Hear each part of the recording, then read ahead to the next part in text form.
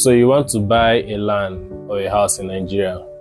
That's very good. But before you start walking around with that, I'm now a landlord swag, let's sit down and talk about the 5 most important documents you need to get before buying any property in Nigeria. Do you know why?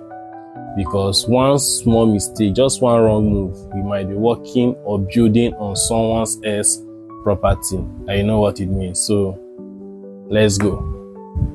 Number 1 is a survey plan. Now imagine buying or paying for a property only to discover that you have been sold heir or someone's family shrine. You see, a survey plan shows the exact location, size, and boundaries of your land. So it is like the Google map of your property. But wait, there is more to it.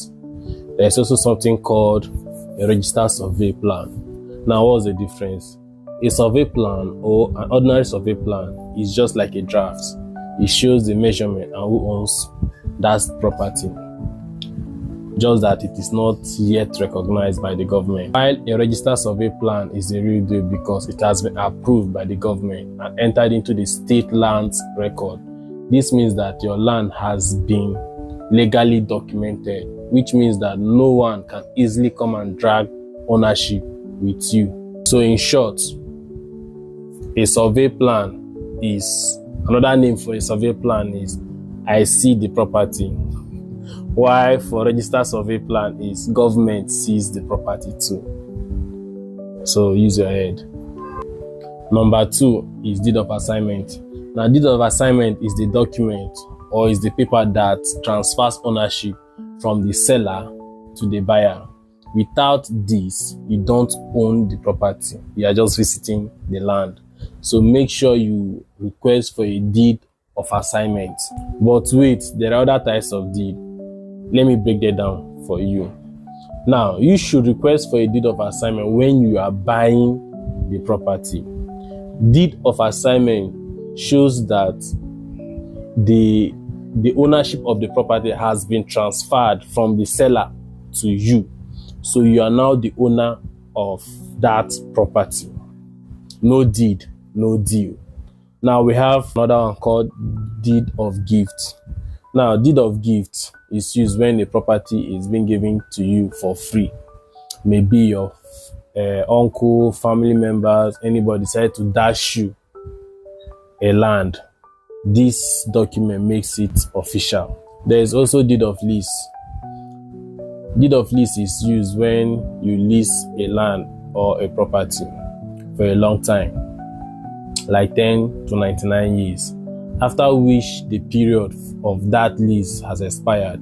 The ownership returns back to the original owner unless renewed. So under deed of lease, there's also something called deed of sublease.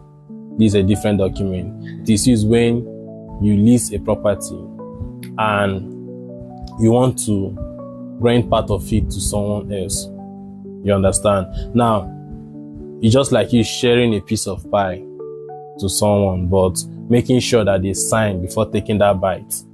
So you need that document. If you lease a property, like you lease a property and you want to rent it out, maybe as an entrepreneur where you want to rent it out to someone else, you need this document. So there's also deed of mortgage. It is used when you use your land as collateral, use your land to take loan or borrow money from a bank. Now, this document shows that the bank has claim over your property if you fail to pay as at when due.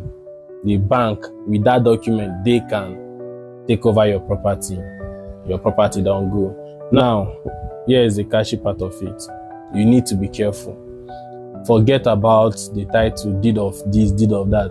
Be it deed of assignment. Before you sign, make sure you go through it, or your lawyer or any trusted real estate consultant go through it, because it can be stated deed of assignment as the title, but the content might be a different thing.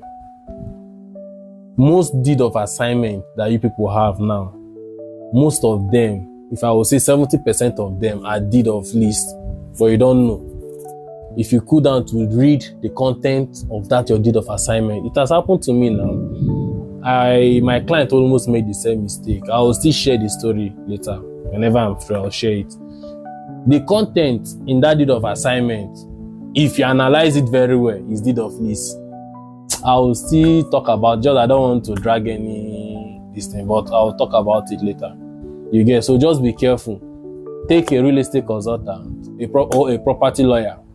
Let your lawyer go through the document before you sign in or paying for it. Now listen, everything that I've shared so far is important, but does not hold water that much. I'll be making part 2 video on this, where I'll explain the almighty documents, the almighty of them all in details. Remember, you can't afford to miss this. Please share, like, and save this video. Watch out for part 2. If you are not informed, you'll be deformed.